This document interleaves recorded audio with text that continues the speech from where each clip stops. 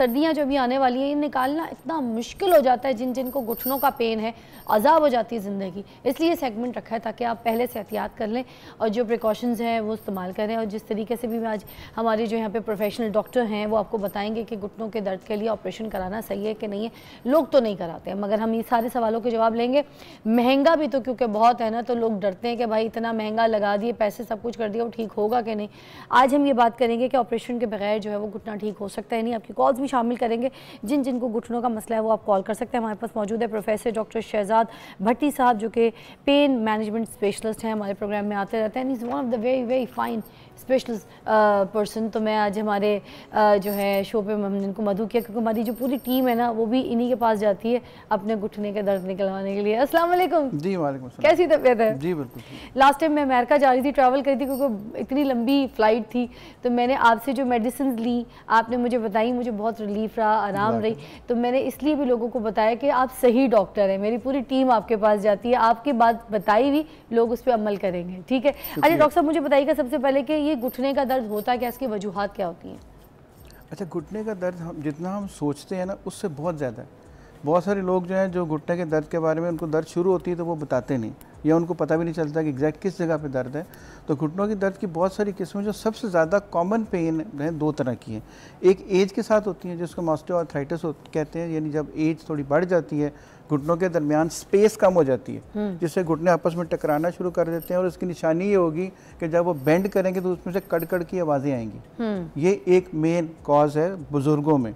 जो यंग लोग हैं आप जैसे, उनमें घुटनों की कॉज अक्सर पाँव मुड़ जाता है। जो स्पोर्ट्स करते हैं जिसमें ख़ासतौर पर ट्विस्टिंग मूवमेंट्स हैं, जैसे हॉकी है, स्क्वाश है, बैडमिंटन है, जिसमें लोग घुटने ट्विस्ट करते हैं, ख़ासतौर पर फुटबॉल में, तो वो इंजरीज़ होती हैं। फिर लोगों को जिम में इंजरीज़ होती हैं घुटनों में बहुत ज़्यादा, जब आप बग़ैर वार्म अप के वो एक्सरसाइज शुरू कर देते हैं, अभी घुटने प्रिपेयर नहीं होते। और ये बात याद रखिएगा कि घुटना जो है पूरे बॉडी में सबसे ज़्यादा कॉम्प्लेक्स जॉइंट है। अच्छा, इतना कुछ ये अल्लाह ने बनाया क्योंकि सारी जिस्म का बोझ ही इसके ऊपर जाता है, लिहाजा इसमें दर्द बड़ा आसान है, लेकिन उसको मैनेज करना चाहिए। तो ये टाइप्स क्या क्या होते हैं घुटनों के दर्द के, जो टाइप्स होते हैं वो क्या क्या होते हैं, इसको आप अपनी ज़बान में क्या कहते हैं? जी उसमें मैंने बताया ना, एक तो ऑस्टियोआर्थराइटिस की वजह से पेन होती है, दूसरा इंजरी की वजह से पेन होती है। ओके। टेक्निकली तो बहुत सारी टाइप्स हैं, लेकिन जो हमारे पास ज़्यादा पेशेंट्स आते हैं इन्हीं दो मसलों के साथ आते हैं। अच्छा, ये जो घुटनों की सर्जरी है लोग मोस्टली ये कराते नहीं है, लोग बहुत डरते हैं इसके हिसाब से और इसके लिए प्रिपेयर भी नहीं होते। तो इसके अलावा और कौन सी ऐसी ट्रीटमेंट है जो वो करें तो घुटनों के दर्द से उनको निजात मिल जाए? देखिए अब नए बहुत सारे ट्रीटमेंट्स आ गए हैं। सर्जरी में तो ज़ाहिर है पहले एनेस्थीसिया भी इन्वॉल्व है, उसकी अपनी कॉम्प्लिकेशंस हो सकती हैं। फिर सर्जरी में आप एक जॉइंट को जो बाहर से ला के उसके अंदर फिट कर देते हैं। Surgery should be the last option, जब सब कुछ ख़त्म हो जाए तो फिर सर्जरी की बारी आनी चाहिए। अच्छा, फिर ख़ास तौर पे वो लोग जो ओवरवेट हैं, जिनका वज़न बहुत ज़्यादा है, उनको बाज़ों का सर्जरी सूट भी नहीं करती, चूँकि वज़न कम होता नहीं है, वो फिर उस तरह से वो रिस्पॉन्स आता नहीं।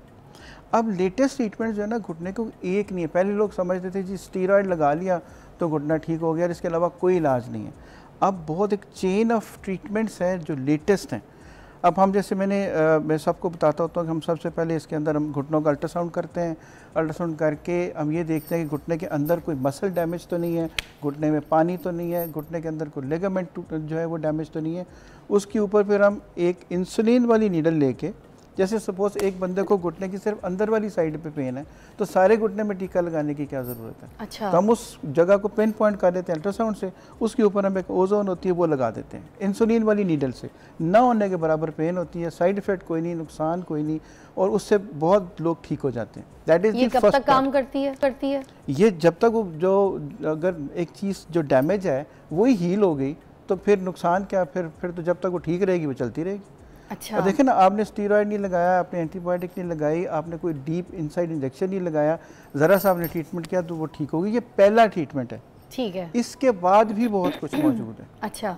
मसलन उसके बाद हम ये कर सकते हैं कि हम ब्लड निकालते हैं पेशेंट का थोड़ा सा, उसकी एक PRP होती है वो बनाते हैं, प्लेटलेट रिच प्लाज्मा बनाते हैं, उसको साथ हम ओजोन मिक्स करके वो घुटने के अंदर लगा देते हैं। जैसे सर की PRP होती है उस तरह जैसे सर की PRP होती है, लेकिन इसका थोड़ा सा तरीका मुख्तलिफ है।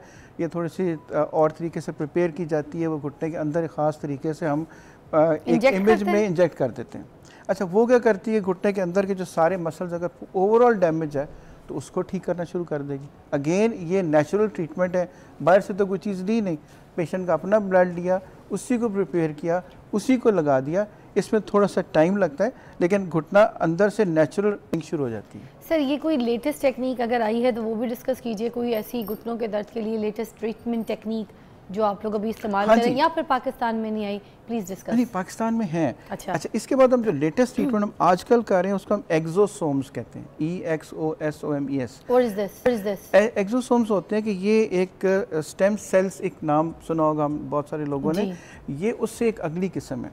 ये होता है कि किसी ह्यूमन कॉर्ड से में से एक सेल्स निकालते हैं, उन सेल्स को हमें ख़ास तरीके से प्रिपेयर करते हैं, उसको फिर घुटने के अंदर इंजेक्ट कर देते हैं। अब ये करते क्या हैं, घुटने के अंदर होता है कि दो घुटनों के बीच में एक कार्टिलेज होती है जो उस घुटनों को कुशन देती है। अच्छा, जिन लोगों को घुटने की पेन होती है, वो जो कार्टिलेज है वो ख़त्म हो जाएगी, तभी घुटने की हड्डियाँ आपस में मुड़ जाएंगी और जुड़ जाएंगी और कड़कड़ की आवाज़ आनी शुरू हो जाएगी। अच्छा, ये एक्सोसोम्स क्या करते हैं कि ये जो कार्टिलेज है उसकी रीग्रोथ शुरू कर देते हैं, दोबारा बननी शुरू हो जाती है। इसको हम रीजनरेटिव मेडिसिन कहते हैं। ये सारी दुनिया में एक लेटेस्ट टेक्निक्स हैं जो अमेरिका से लेके सऊदी अरेबिया तक और सऊदी अरेबिया से लेके रशिया तक सब जगह पे ये लेटेस्ट काम है। अच्छा। जो हो रहा है पाकिस्तान में भी हम कर रहे हैं। अच्छा, उसमें सिर्फ एक इंजेक्शन लगाना है, एक पूरा एक प्रोटोकॉल है उसका, और उसके बाद ख़त्म। ये थोड़ा सा एक्सपेंसिव है रिलेटिवली सर, वैसे लेकिन वो जो चीज़ डैमेज हो गई थी सर, वो दोबारा बननी शुरू हो जाएगी। कितना कोई एक्सपेंसिव है, क्योंकि घुटने का अगर ऑपरेशन की हम बात करें 30-35 लाख का तो होता है। उसके मुकाबले में तो कुछ भी नहीं है। उसके मुकाबले में तो कुछ भी नहीं है, क्योंकि ये अमेरिका से इंपोर्ट होती है या बाहर से हम इसको इंपोर्ट करते हैं। कोशिश ये हो रही है कि हम पाकिस्तान के अंदर भी इसकी प्रोडक्शन शुरू हो जाए, और वो एक सिर्फ एक इंजेक्शन होता है, लेकिन उसको एक तरीके से लगाना होता है। को 3-3.5 लाख रुपए का पाकिस्तान में सारा कुछ करके लग सकता है। और उसके बाद आपने 2 से 3 महीने उसको रीजनरेट होने में लगते हैं। हाँ। और अक्सर हमने काफ़ी केसेस किए यहाँ पे, और उससे होता है ये तो फिर नॉर्मल है। तो लोग नहीं, बाकी मतलब उसके हिसाब से घुटने के ऑपरेशन से तो बहुत ही नॉर्मल है, पौना भी नहीं। हाँ। एक कॉल है शहजाद साहब, मैं उसको शामिल करना चाहूँगी। अस्सलाम वालेकुम जी, कौन है? शाहिदा जी। वालेकुम सलाम जी। अस्सलाम वालेकुम। वालेकुम, शाहिदा जी क्या कहेंगी? हाँ जी सीधा जी, सबसे पहले तो मैं आपके की बहुत तारीफ करना चाहती हूँ कि बहुत ही अच्छा प्रोग्राम है। आप माशाल्लाह बहुत अच्छी, बहुत प्यारी लगती हैं। और सबसे बड़ी, और उसके बाद जो डॉक्टर साहब आते हैं माशाल्लाह, उसका बहुत अच्छा हमारे लोगों के लिए बहुत अवेयरनेस पैदा करती हैं। बेशक, बहुत आप लोग के लिए बुलाया जाता है सारे मुअज़्ज़िज़ मेहमानों को। क्या मसला है, मुझे बताइएगा। हाँ जी, मैंने ये पूछना था कि जब मैं नमाज पढ़ती हूँ तो डॉक्टर साहब, मैं जब उठती हूँ और बैठती हूँ ना तो मेरी आवाज़ तक फंसी आती है। तो उसके बाद जब मैं सीढ़ियों चढ़ती हूँ तो फिर मेरी टांग में इतनी ज़्यादा शदीद दर्द होती है, जिसकी वजह से ना मुझसे ना चलना फिरना बहुत मुश्किल। उसके बाद फिर कोई भी मेडिसिन वो पेन किलर खाती हूँ तो फिर मैं चलती हूँ, तो इसकी वजह से मुझे बहुत ज़्यादा टेंशन होती है। और ये डॉक्टर साहब, मैं एक और बात बताना चाहती हूँ कि ये जो आपने एक्शन का बताया ना, तो मेरे अब्बू को वो जो 60 ईयर्स के थे, उनको ये मसला था घुटनों का बहुत ज़्यादा, तो उनको ये लगवाया था इंजेक्शन। तो उसके बाद वो फिर चलने फिरने से ना बहुत प्रॉब्लम हुई थी उनको इंजेक्शन लगवाने से। तो अब मेरी अम्मी को भी ये मसला है घुटनों का, और मोरे का भी मसला है। वो उसमें चाहिए वो ये घुटनों का बहुत ज़्यादा प्रॉब्लम है। वो तो सीधी तरह से उनसे उल्टी नहीं होती, शुगर के भी वो मरीज है। तो प्लीज आप थोड़ा सा गाइडेंस करें क्योंकि हम उनके लिए अब सुनिएगा, मैं समझ गई आपके प्रॉब्लम को, डॉक्टर साहब भी समझ गए। अभी आप सुनिए, देखें आपको कितना अच्छा हल बताते हैं जी। डॉक्टर साहब, क्या ट्रीटमेंट होनी चाहिए? मेरी बहन की और उनकी अम्मी का भी मसला चल रहा है, और नमाज के टाइम पे तो काफ़ी कड़ाके भी उनके घुटने में। अच्छा, इसमें एक चीज़ याद रखें कि जो बहन ने बताया ना इंजेक्शन के बारे में, ये स्टीरॉइड्स की बात कर रही है, मुझे लगता यही है।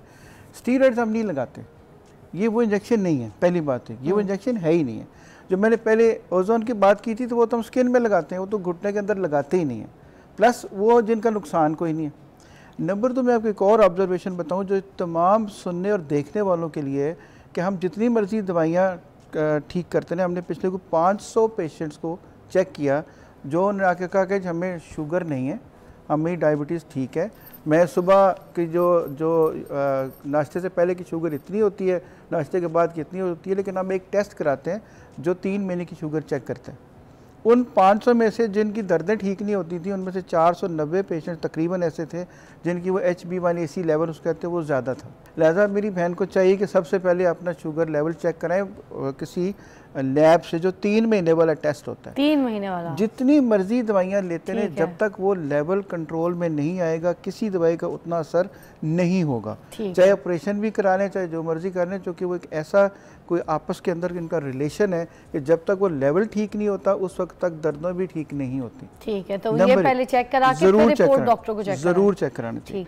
नंबर 2, ये दर्दें जो बता रही हैं ये पोस्ट ट्रीटेबल है। इनका एक एक्सरे चाहिए, पता चल जाए कि बीमारी की नौयत क्या है और कितनी ज़्यादा है, उसको हम ट्रीट कर सकते हैं। और ये ट्रीटेबल है? बिल्कुल ट्रीटेबल है। और पेन ट्रीटेबल है। देखिए, जवानी वापस नहीं आती, लेकिन जो चीज़ें हम अपनी थोड़ी फिटनेस बेहतर कर लेंगे, जो दर्दें हैं हर वक्त की, ये बहुत बेहतर हो जाती है। तो ये क्या सिचुएशंस हैं, ज़रा देखने वालों को बताएं, इसके लिए करना क्या चाहिए? डी लगवाना चाहिए घुटना या नहीं?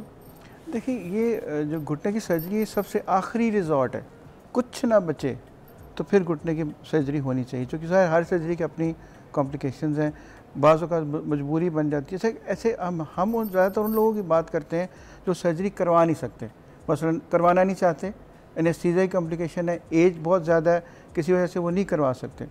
अब हमने लास्ट बात की जी कि अगर कोई दर्दें ठीक नहीं हो रही, हमने सब कुछ कर लिया फिर भी दर्द ठीक नहीं हुई, हमने सारे ट्रीटमेंट्स कर लिए फिर भी दर्द ठीक नहीं और एज बहुत ज़्यादा है, तो हमें आखिर में क्या करते हैं कि एक रेडियो फ्रीक्वेंसी एब्लेशन हम लफ्ज़ इस्तेमाल करते हैं।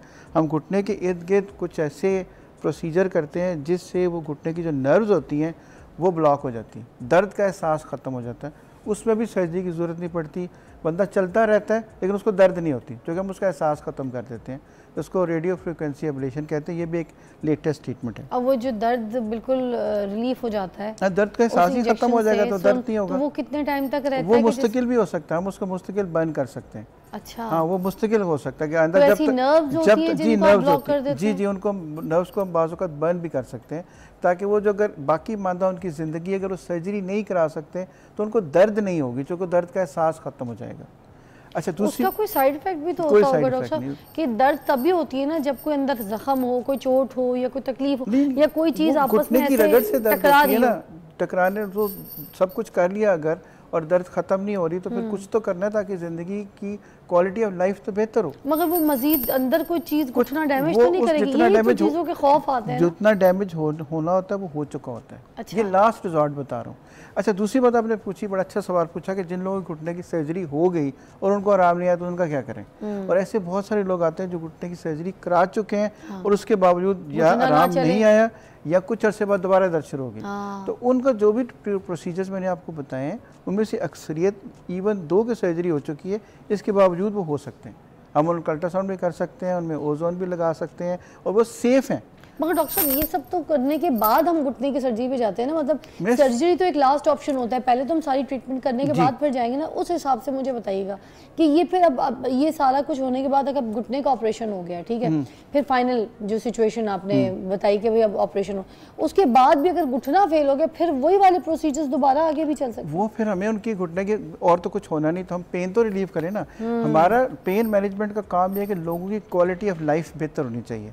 जितने ज़िंदगी के दिन हैं, जो रूटीन रोज़मर्रा के काम हैं, वो बगैर दर्द के होने चाहिए। अच्छा, ठीक है ना। जब आप किसी चीज़ को ठीक नहीं कर सकते, दर्द तो बेहतर कर सकते हैं। बात तो सही है। जैसी दर्द बेहतर होगी क्वालिटी ऑफ लाइफ बेहतर हो जाएगी, बंदे की डिप्रेशन कम हो जाएगी। आजकल के दौर में लोग दर्द देते हैं, आप दर्द दूर कर रहे हैं, अल्लाह का शुक्र है। पेन रिलीफ लाइफ होना बहुत ज़रूरी है। और पेन के साथ अगर जिसको दर्द हो रही है वो ना कोई काम कर सकता है, वो हर एक से लड़ता भी रहता है, नाराज़ भी रहता है, उसकी जो पोटेंशियल है, जो काम करने का लेवल है वो बहुत लो हो जाता है। सर वही पेन से रिलीव होना बहुत बहुत ज़रूरी है।